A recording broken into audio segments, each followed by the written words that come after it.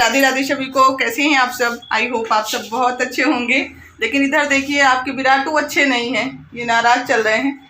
इनको पैसा चाहिए। अभी सिक्के कुछ पड़े थे नीचे तो मैंने सोचा उसको लॉकर में डाल देते हैं। तो सिक्के देख लिए तो इनको अभी 4-5 सिक्के चाहिए, दुकान पे जाएंगे और इनको मिला नहीं है पैसा तो नाराज हैं। बहुत देर से टी लगाए हैं। और ये मेरा ईयर रिंग अभी उतार के बाहर रखा है। ये कान खुजली कर रहा था तो अंदर से हमें लगता है पक्का है। देखिए मेरे कान के होल कितने बड़े बड़े हैं, देखिए पूरा फट गया है।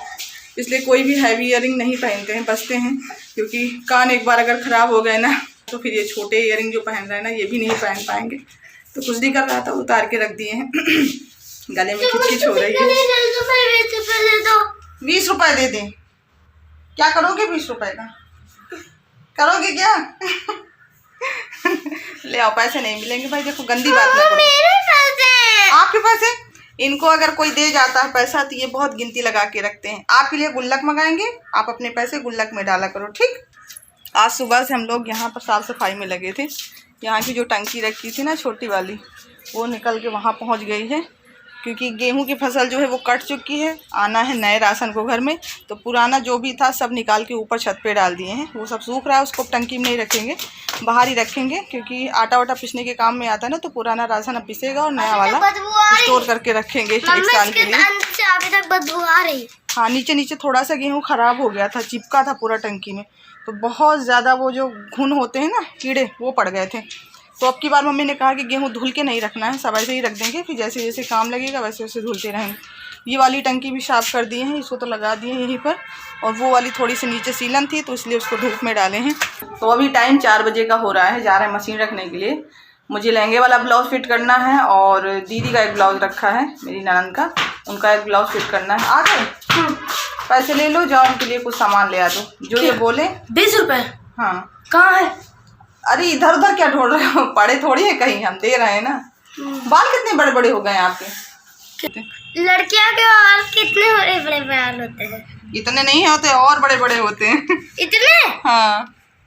और अभी देखो लाइट आई है, सुबह 6 बजे गई थी, तब से अब आई लाइट। पूरा दिन लाइट नहीं थी।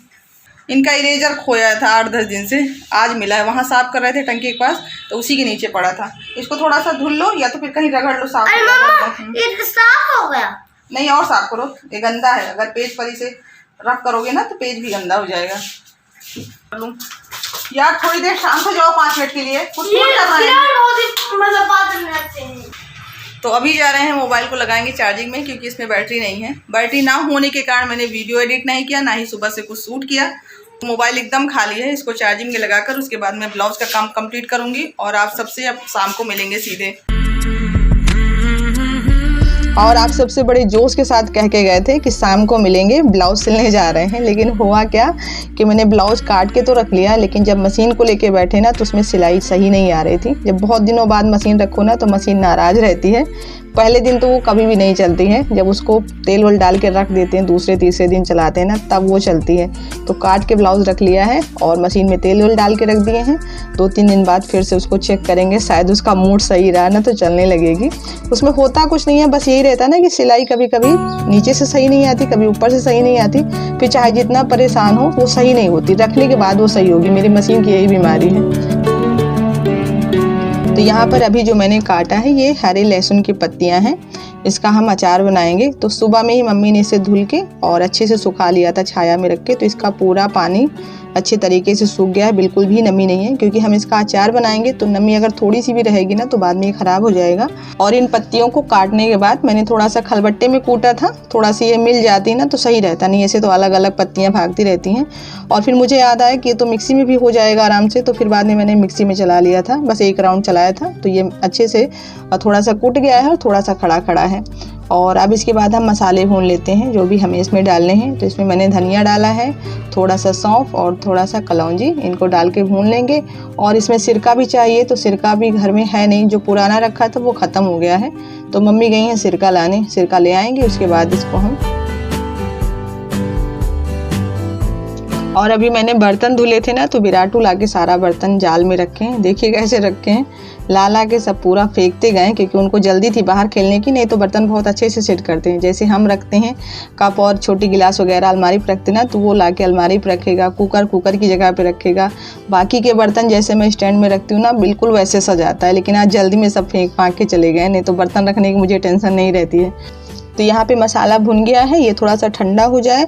और 3-4 कली मैंने खटाई की भी बाहर निकाल के रख ली है। तो ये सारी चीज़ें कर ही रही थी कि लाइट चली गई, तो हम आके बाहर बैठ गए थे। मैंने सोचा थोड़ी देर बैठे रहें, हो सकता है अभी लाइट आ जाए। तो विराटू को पता चल गया कि मम्मी फ्री बैठी, खाली बैठी, तो चलो मम्मी को परेशान करते हैं। तो यहाँ माँ और बेटे का प्यार चल रहा था। और ये कपड़े सूख गए हैं, तो इनको भी उतार के अंदर ले जाके रख दिए। अभी रात में इनमें फ्रेश करेंगे। अभी तो खाना वाना बना लें उसके। और यहाँ लाइट आने के बाद से मैंने दोबारा काम शुरू कर दिया है। तो सब्जी की भी तैयारी कर रही हूँ और साथ में अचार भी बना रही हूँ। और सच बताऊँ, मेरे यहाँ 2 दिन से बहुत ज़्यादा गर्मी है, बहुत ज़्यादा गर्मी है। लग रहा है ना कि जैसे मई जून वाली गर्मी पड़ रही है। नहीं तो फिर मार्च में और अप्रैल में इतनी ज़्यादा गर्मी नहीं होती जितनी अब की बात पड़ रही है। तो यहाँ पर अचार में मैंने सबसे पहले, आपने देखा होगा, जो मैंने खटाई निकाली थी उसको कूट लिया था खलबट्टे में, उसको डाला है। और उसके बाद ये मसाले डाल दिए हैं जो भून कर रखे थे। और उसके बाद ये मैंने थोड़ा सा हल्दी पाउडर डाला है, थोड़ा सा मिर्च पाउडर डाला है।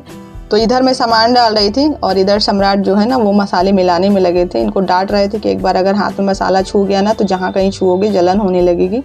तो भाग गए हैं, क्योंकि इनको पता है कि अभी मम्मी प्यार से कह रही हैं, दोबारा फिर डांट के बोलेंगे।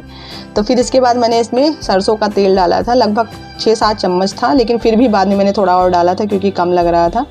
और फिर मैंने इसमें 1 कप भर के सिरका डाला है और नमक डाल दिया है। बस ये अचार हो गया तैयार। इसको 1-2 दिन धूप में रख देंगे तो अच्छे से गल जाएगा। तो ये बाकी का जो सिरका बचा था, अभी मम्मी लेके आई आधा लीटर सिरका।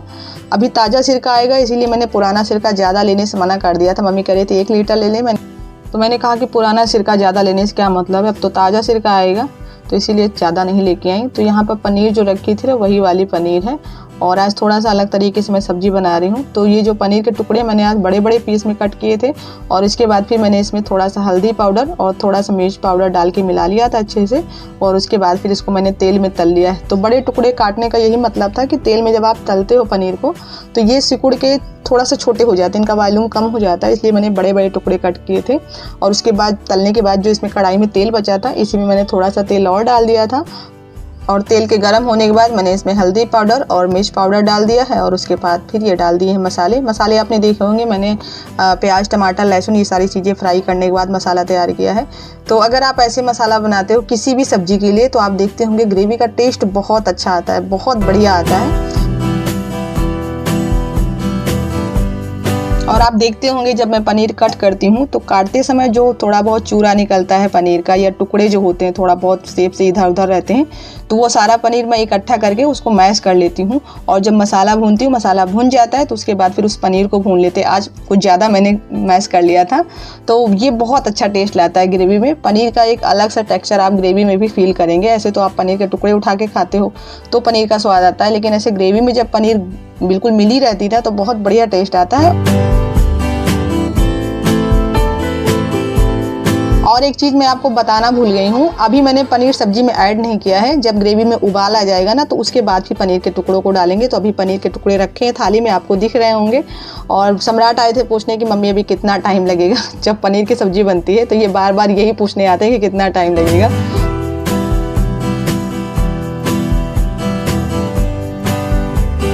तो हमारा डिनर तैयार हो चुका है, सब्जी, चावल और रोटी। तो पनीर की सब्जी आप देख लीजिए कितनी थिक है। जब आप ऐसे पनीर मैश करके मसाले के साथ पकाते हो ना, तो आपका मसाला अगर कम भी है ना, तब भी ग्रेवी एकदम थिक रहेगी।